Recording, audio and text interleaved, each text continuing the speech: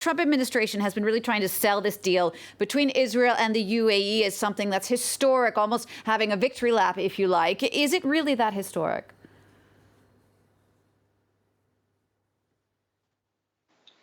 It is historic in the sense that it's on the table. You know, there has been a long-standing relationship between the UAE and Israel, but always under the table. So there have been business deals, there has been security cooperation, there have been visits from the Mossad chief to his counterpart in the UAE. All of that happened, not officially. So now it is official. As one Israeli analyst said, it's like when in the old days the mistress became the wife. So now it's all out in the open.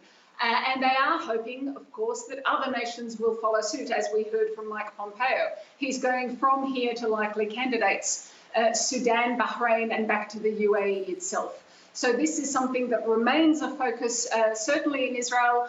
I've seen greetings to Israelis in Hebrew from the United Arab Emirates. I've seen interviews on Israeli TV with the different UAE princes every night.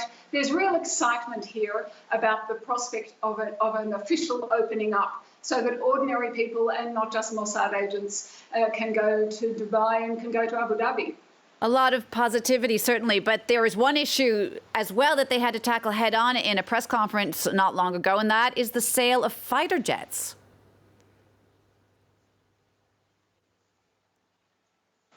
That's right. Israel we have a situation here where Israel's Prime Minister said this was not land for peace in the old formulation, but peace for peace. And then it emerged that there was also the sale. Part of this deal is that the UAE, which has wanted F-35 fighter jets from the US, will likely get them. And that's all part of this deal. So as people here are saying, arms for peace. And that may not be bad, but Benjamin Netanyahu, Israel's Prime Minister, jumped in and said, no, it's not part of the deal. Then it emerged when we heard Donald Trump deny it and say, well, it is part of the deal. If they ask us, we will, and they pay us, we will sell them.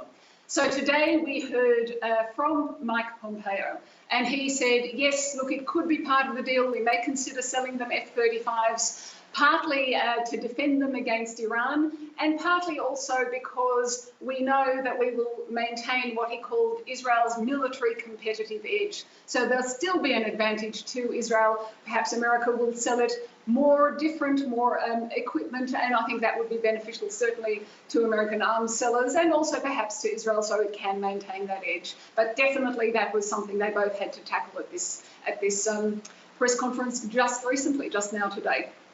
Irris, what else came out of the press conference and these talks today in Jerusalem?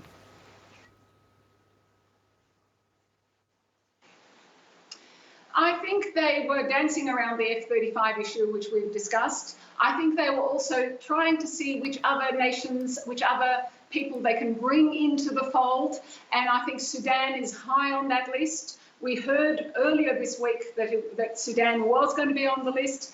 Then the spokesperson who said that was fired, but the head of the Mossad has been in Sudan since then, in the last couple of days. Pompeo is going there today. So I think Sudan is high on that list. Bahrain is also another country he's visiting. So it's shoring up this deal, which has benefits, of course, for Israel, presumably for the Arab countries as well, and Sudan as well, and certainly for Donald Trump, who's facing re-election, as we know, and wants some foreign policy wins on his scoreboard.